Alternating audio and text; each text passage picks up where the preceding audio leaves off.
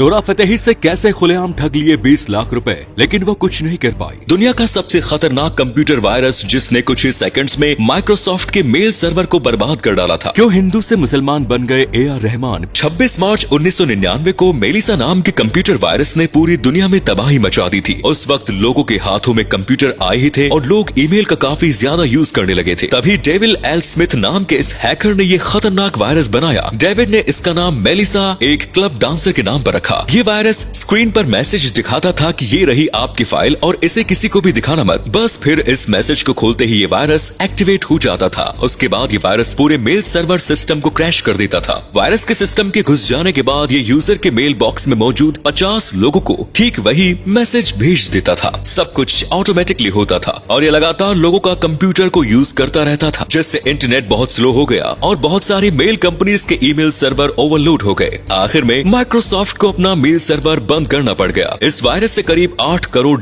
यानी लगभग 520 करोड़ रुपए का नुकसान हुआ। नोरा फतेही जब कनाडा से एक्ट्रेस बनने का सपना लेकर भारत आई थी तो एक कंपनी ने उन्हें 20 लाख रुपए का चूना लगा दिया था। दरअसल भारत में आने के बाद उन्होंने बॉलीवुड में अपना करियर बनाने के लिए एक कंपनी को 20 लाख रुपए दिए, लेकिन कास्टिंग कंपनी नोरा फतेही के साथ गलत सुलूक करती थी। उन्हें गंदे पहुंच देने के लिए कहा जाता था, जिसके बाद नोरा ने कंपनी को छोड़ना चाहा। जब नोरा फतेही ने उन कास्टिंग एजेंसियों से अपने पैसों की डिमांड की तो उन्होंने साफ साफ देने से इनकार कर दिया। उस वक्त नोरा फतेही कुछ भी नहीं थी, इस वजह से उन्होंने इसके खिलाफ कुछ भी नहीं किया और उन्हें बिना पैसों के ही एजेंसी छोड़नी पड़ी। ये रुपए नोरा ने मेहनत करके एड से कमाए थे। नोरा फतेही एक शो को होस्ट कर रही थी, तभी कोरियोग्राफर टेरेंस लुइस उनके बट पर हाथ मारते देखे थे। उस दौरान तो नोरा बहुत ही नॉर्मल दिखाई दी और उन्होंने टेरेंस की इस हरकत का कोई जवाब नहीं दिया, लेकिन बाद में ये वीडियो सोशल मीडिया में वायरल हो गया और सभी लोग टेरेंस को लताड़ने लगे, जिसके बाद नोरा ने भी बहुत करारा जवाब दिया। वीडियो में टेरेंस साफ साफ नोरा फतेही के हिप पर टच करते दिखाई देते हैं। कुछ लोगों का ये भी कहना है कि ये सब TRP के लिए किया गया था और हो सकता है नोरा को अपने बट में हाथ मरवाने के लिए भी पैसे दिए गए हों। म्यूजिक से दुनिया भर में भारत का नाम रोशन करने वाले AR रहमान जन्म से हिंदू थे। आज अल्लाह रखा रहमान नाम से जाने जाने वाले बचपन में SS दिलीप कुमार के नाम से जाने जाते थे, लेकिन एक लंबी बीमारी के बाद दिलीप के पिता की मौत हो गई। परिवार बहुत परेशान था। परिवार के हालात कुछ खास नहीं थे, पर 23 साल की उम्र में रहमान के साथ एक ऐसी घटना घटी जिसने उन्हें पूरी तरह से बदल दिया। दरअसल उस वक्त रहमान की बहन की तबीयत अचानक से खराब हो गई। काफी इलाज के बाद भी वो ठीक नहीं हो रही थी, तो रहमान और उनका परिवार एक मुस्लिम पीर के पास गया। उस पीर ने उन्हें परिवार पर कुछ ऐसा करिश्मा किया कि परिवार की हालत सुधार होना शुरू हो गया। बहन की तबीयत में सुधार आया तो उनकी माँ बेहद खुश हो गई। इस घटना के बाद दिलीप की माँ ने सोचा कि उनके मुश्किल वक्त में उनका साथ इस्लाम ने दिया, जिसके बाद उनके पूरे परिवार ने इस्लाम को कबूल कर लिया। सचिन तेंदुलकर के नाम आउट होने का एक अनोखा रिकॉर्ड दर्ज है, जिसे जानकर आप भी चौंक जाएंगे। दरअसल ये बात 14 नवंबर 1992 की है, जब भारत और साउथ अफ्रीका के बीच टेस्ट मैच खेला जा रहा था। मैच के दूसरे दिन सचिन 11 रन पर खेल रहे थे, लेकिन तभी वो रन आउट हो गए। लेकिन ऐसा रन आउट उस दिन से पहले कभी कोई नहीं हुआ था। दरअसल सचिन रन लेने के लिए दौड़े, लेकिन जॉन रोड्स ने फुर्ती से गेंद उठाई और सीधे स्टंप पे मार दी। सचिन भी क्रीज पर पहुंच गए थे, लेकिन अंपायर ने आउट दे दिया। सचिन का मानना था कि वो पहुंच गए थे, जिससे अंपायर और सचिन के बीच काफी बहस हो गई, जिसके बाद अंपायर को न चाहते हुए भी क्रिकेट के इतिहास में पहली बार थर्ड अंपायर को डिसीजन देने के लिए कहा गया और आखिर में थर्ड अंपायर ने सचिन को रन आउट करार दिया। लेकिन बहुत कम लोग जानते हैं कि सचिन थर्ड अंपायर के द्वारा आउट दिए जाने वाले पहले क्रिकेटर हैं।